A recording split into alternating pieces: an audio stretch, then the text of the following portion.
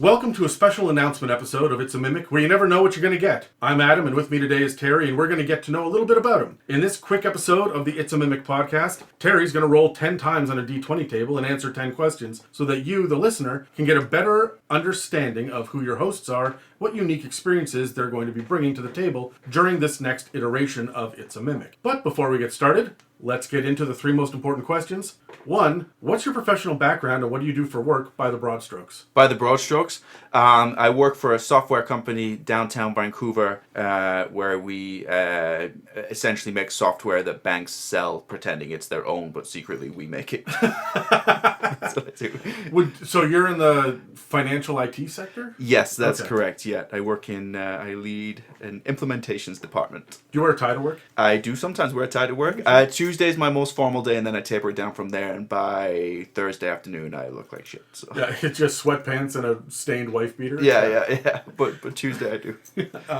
What do you do with your spare time besides D&D and podcasting? With my spare time, this is the worst question ever because it makes everybody feel like either they're really boring or that what they don't do anything or what they enjoy is actually really boring.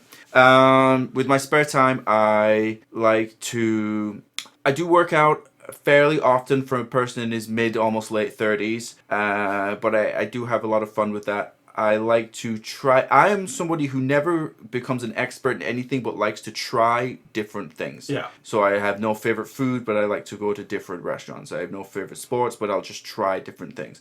So I will get out there and try a lot of different stuff in Vancouver. You go out and do a lot of shit. You and Kyle are the ones that explore the city. Just exploring the events and the stuff. I just do the different events that are in town. Sometimes this is maybe just me having some sort of late surge or something, but I like to go to music events and things as well. I'll just do things like via virtual reality stuff I was trying recently as well. I like to just sample different things. I don't know if it's like an ADHD brain or something, but I'll get mega obsessed with something and I'll do it for 3 weeks and then I'll be like, that's not for me anymore. It's so funny. Every time I talk to you, you've got some new adventure, a new class you're taking, a new hike you've done, a new.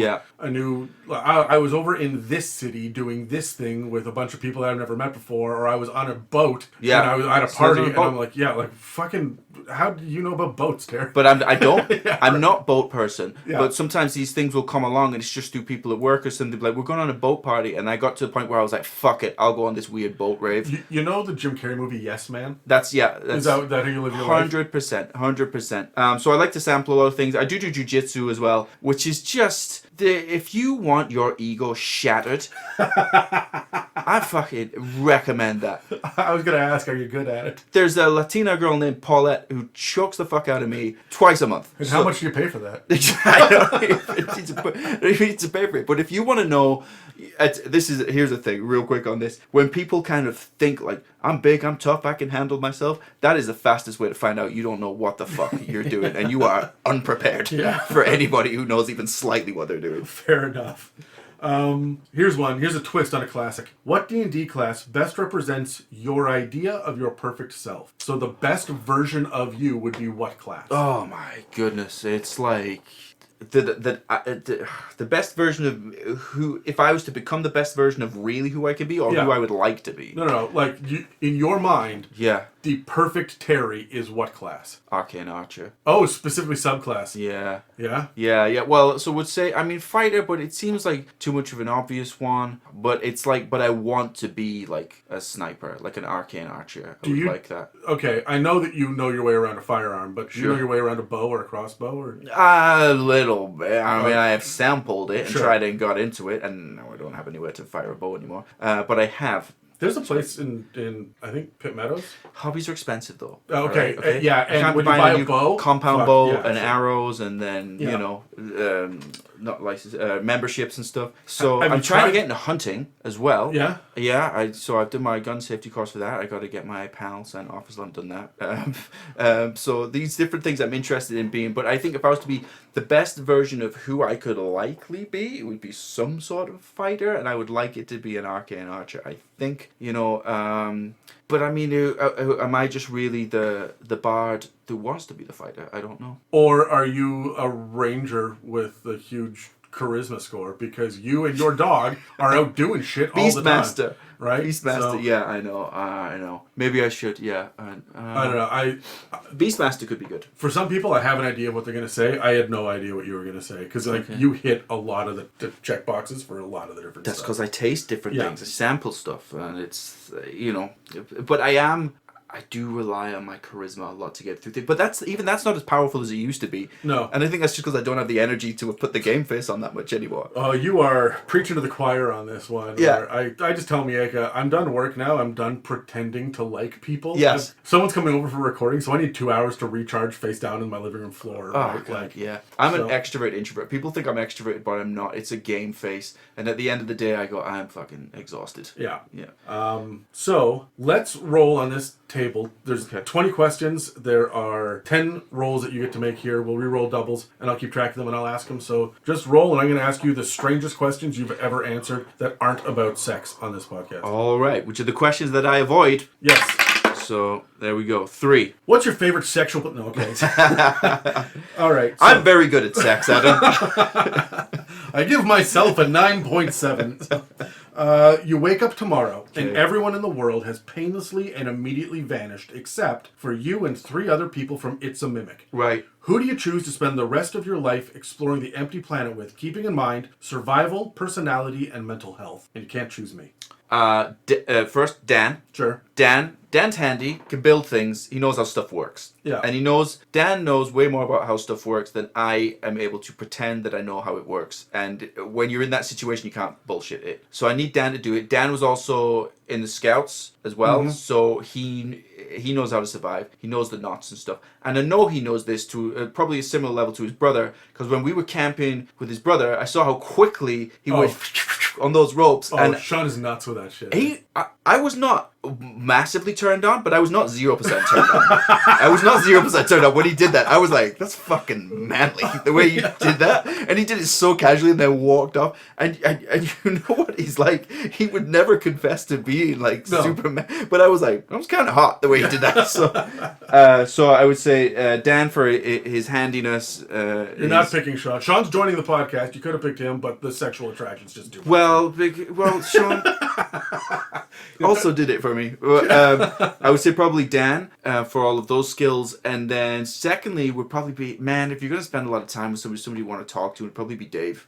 I'll happily talk to Dave for a long time. Dave has been a shoe-in for a lot of the answers. Yeah, roll this. Yeah, I got a lot of time for Dave, and so Dan and Dave would be the 2 people that I would spend eternity with on an empty planet. Oh, there's 3 people. Yeah, you got 3 people. Not you. Oh God, do I say Sean? That is Sean, Dan, and Dave. Is that my answer?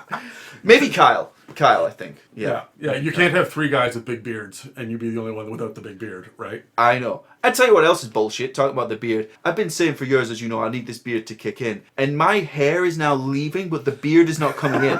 And everybody knows if you're gonna go bald, if you're gonna go like Dan, you gotta have the good beard to back it up, because then it's still hot. It's a different kind of hot. And now I'm just balding half elf? What the fuck is that? You know, you could lean into the Fu Manchu and just grow it long in the corner of your mouth. Let it. Okay, so here's the other thing. My grandmother said to me more than once that my beard is like a toilet brush, as you can see down here. It's just like sparse, thick, spiky hair. And my girlfriend does not want me to kiss her. And I need physical touch, otherwise I think you hate me. So I know, it makes me awkward a little bit sometimes. So, and I'm like, I'm an oral person. I'm kissy. Yeah. Adam, I'm kissy. And she's like, get off me with that weird toilet brush. I hate it. Let's roll again. Okay, sorry. It's been too long. These ends. 20. 20. Oh man, you're getting all the long ones, which is great. Standard. What are your 3 genie wishes? But wait for it. There's no gotcha moments, so don't worry about me pulling the rug out from under you. Okay. So whatever your intention is stands. But you got to follow Aladdin rules. No bringing someone back from the dead. No forcing anyone to fall in love with you, and no additional wishes. Number 1, I think I would wish for all of my friends and family, for when it is time for them to die, that they die peacefully. That's really, really benevolent. Because none of us know when it's going to happen, but I think the biggest fear for us is not necessarily dying, it's how it's going to happen. right? And so if you could just take away that concern of, we don't know if it's going to be tomorrow, or you don't know if it's going to be 50 years from now, but whatever happens, I know that they will not be in pain when it happens, or any prolonged discomfort. I just want, in that moment, in that one moment, I have no idea it's coming, then suddenly I burst like a water balloon. Right. Just hit everyone in a 10-foot radius. Okay, what second genie wish? Second genie wish, I would like to take away the world's desperation, I think. We're never going to get this model right on the planet, you know, capitalism, socialism, how we divide wealth, all that sort of stuff. There'll always be power struggles, but I think we can, let's just at least get rid of everybody's desperation. Let's let everybody know that they're going to be able to eat, that they're going to be able to live comfortably. We don't all need Ferraris and all that sort of stuff, and, you know, pretending that fills the void, but let's handle the most basic needs for everybody, and then people can pursue what they're really passionate about. Oh, so what's the third one? You've done two really selfless ones. What's your selfish answer? Fucking surprising. Can I do a selfish one? Yeah, go nuts. Oh my god. Absolutely. What do I want? I would just... I don't even know what I want. I want to... if I'm going to do a selfish one, there's two selfless ones. I would like to... Fuck, I don't know. Give me something good. Just give me some money. That's what I want. Give me some decent money. And that might sound very shallow and stuff, but hey, I've been grinding like the rest of us. All right, Daddy wants a house, and I just want some cash, and that's it. And everyone who has rolled this has brought up finances at some point. Yeah, because that's what we're thinking about all the time, right? You know, they say it's easy enough to get by, it's hard to get ahead. I think 50 Cent said that, and I agree with him. I was not expecting you to quote 50. However, I do like that you're like, not all of us need Ferraris, but I fucking do. But I fucking do. I want Aston Martin. Yeah, so there we go. If it's my wish, I get a Ferrari. Let's roll again. Sure. 17. What's your favorite number? What color is it? And how important is it to your daily life? My favorite number is 2. It's sky blue. And how important is it to my daily life? Yeah. Okay, so the reason I like number 2 is how do I explain this? I don't like too much, like I have never wanted to be front and center and the person whose everybody's attention is on all the time. I don't need to be the president, the person who's in charge. I don't need to be Kim Kardashian, nothing like that. But I would always rather be like second in command, you know? Oh, you've got off about this when we talk about cults every time. You're right. in middle management. The middle management, like that. So because you have enough responsibility that you feel like you're doing something, you're making an impact, people may look up to you if you're good at what you do, but I don't want all of the attention all the time, and that doesn't fulfill me. So I'm all right being number 2 sometimes. Do you graduate toward the number 2? Like if you're doing lotto or roulette wheel, or, you know, here's a list of a bunch of options, you just naturally look at the second one, think maybe this one? Or does it not have that impact on you? So I had this rule, which I don't know if I stick with anymore, but I used to stick with this definitely when I was in the army, which was never be first, never be last. Yeah. Because there's too much pressure for both of those positions. Okay? Yeah. Don't be the first guy to jump out of the airplane, but also don't be the last guy to jump out of the airplane. And so maybe the number 2 for me is that. Okay, he's gone, now I can do it. Sure. Yeah. All right, let's roll again. What is that? That is a 6.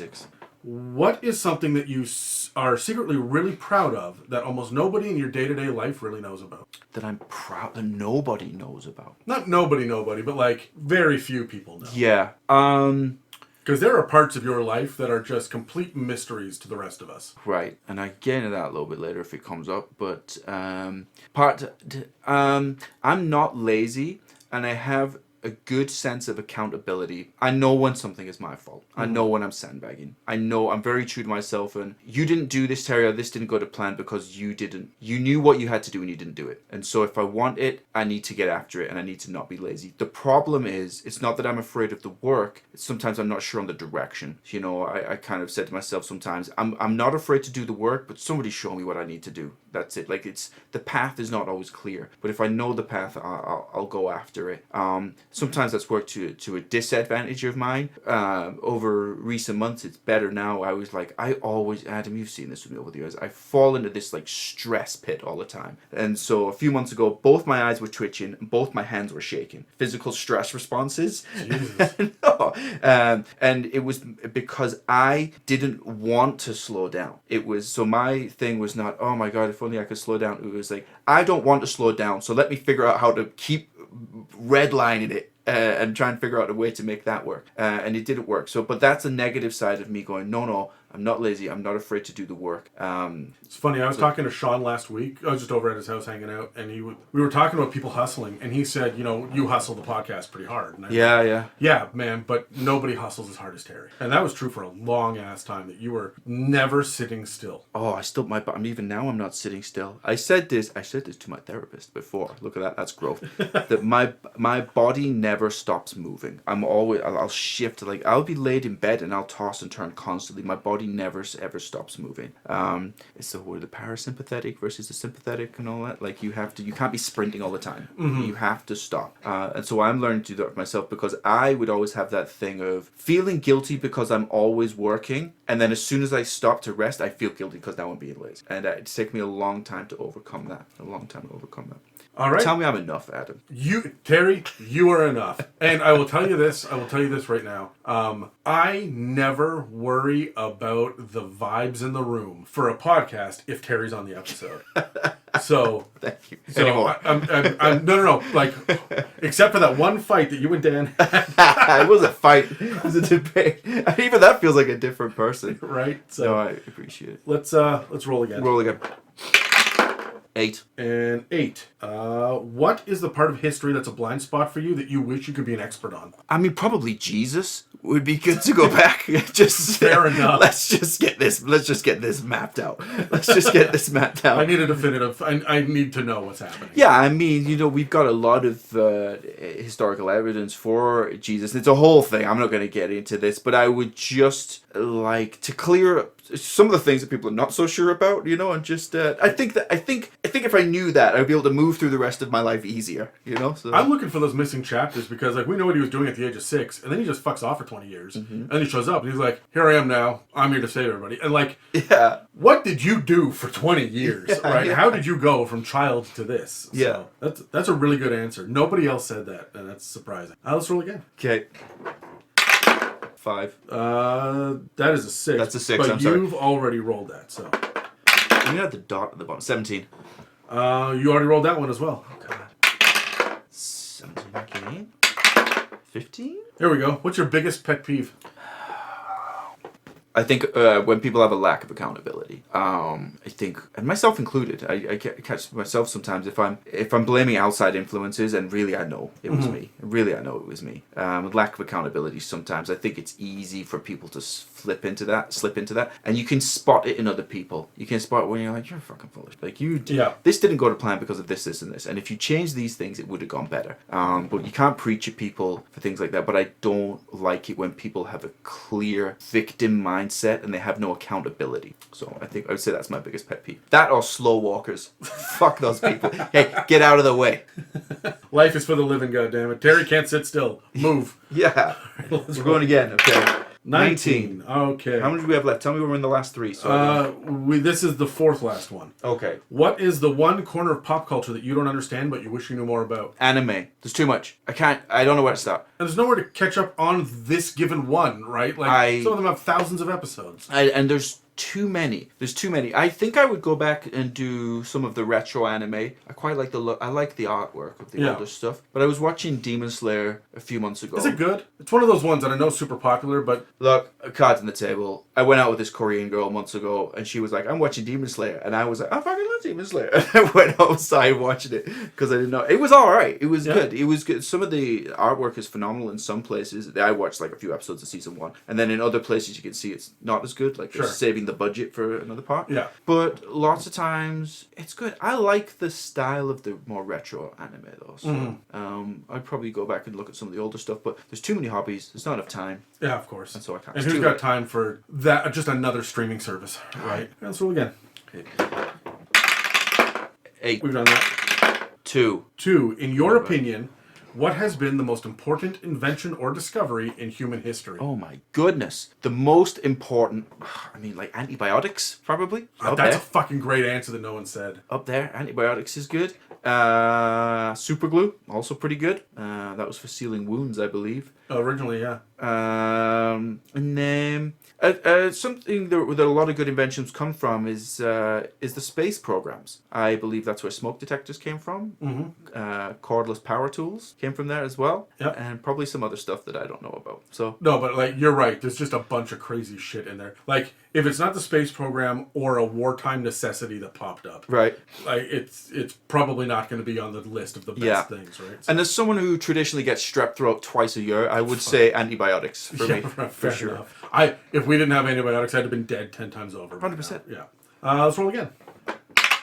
9. What's your favorite and least favorite holiday? And I mean the ones that people truly celebrate. So Labor Day, for example, doesn't count, but birthdays do. Yeah. Favorite one, probably common for a lot of people, is probably Christmas. And Christmas is coming at the end of the year for us where you're just exhausted from the year. You can sit down, be with your family, focus on what's really important. And it feels like a time of hope. It's to go in, to get ready for the new year, and just kind of reset and be prepared for this new year and what is going to come. And it's kind of the rest that comes before that. And it's a time where people mostly get over their grievances, right? I mean, until fucking the first week of January, where we all hate each other again when we're trying to get back to work and the traffic's terrible. Probably Christmas is my favorite one.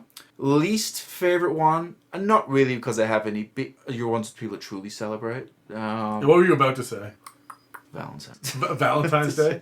Yeah, even that I'm getting over it now. Like, I don't mind, it's fine. I would say probably Easter, because I don't get too excited about it, because when I was growing up, we didn't do too much for Easter. And so it's not really anything to get excited about for me. Is it a long weekend? Is it a stat holiday? I can't even remember, man. No? Okay. It didn't make an impact, eh? No. All right, no. Well, fair enough. Let's roll. I think it is one of them. So this is the final time. One. And that one. Of course. This is a wild way to finish this episode. What's your hottest take about anything? You know, I read these questions before I came in, and I had a hot take on something, and I had my hot take in my mind ready to go. Oh shit! I can't remember my hot take. Let me tell you my hot take. It is. The best part is you're going to be laying in bed at 2 a.m. thinking about, I should have said, Just give me 1 second because it's going to come to me. Fuck! I can't remember my hot take. Okay, let me just come up with the one on the spot real quick. I have an alternate question if this is too difficult. Okay, give me an alternate one. If this comes to me, I'm going to come back. All right, what's the movie that everyone seems to love that you don't have any fucking time for? Or that everyone hates that you're willing to defend to the ends of the earth? One of my favorite movies is Grease 2. I know this about you, and I don't understand the appeal. I just I don't know, Michelle Pfeiffer, I guess, I don't know. I like the songs better, and I like the motorcycles, and I thought the storyline was better. I got no beef against the original Grease, but I really like Grease 2. That's wild. Okay, so last question that I make everybody answer. What's the most important piece of advice you have for D&D players? Doesn't matter if they're brand new or have 50 years of experience, and it doesn't matter if they're a forever DM or a never DM. What do you want them to know? It's not about how well you play the song, it's about how well you play the crowd. And so what I mean by that is you don't need to know all of the rules inside out. You don't need to have a plan for every single eventuality. You just need to recognize what the table enjoys, and even individual players at that table, and then take time to lean in to those things. Play with each of them, and then play with all of them. And if you can do that effectively, you'll have a good time. That sounds like it's a DM tip, but I think that's true for players too. Right. Interacting with people around the table and taking the time to lean into what they want to do as well, you'll have a good time. Yeah, that's it. Well, that's all for this Meet the DMs episode of It's a Mimic. Please take a second with a like, follow, comment, or review to help push our engagement. And don't forget to subscribe to find future inspirations for your campaign. If you'd like to support us, we have a store with some merch and a donate button on our website, itsamimic.com, as well as a Patreon. This episode and others can also be found on Spotify, Apple Podcasts, YouTube, and most other podcast apps. Thanks for listening to It's a Mimic, where you never know what you're going to get.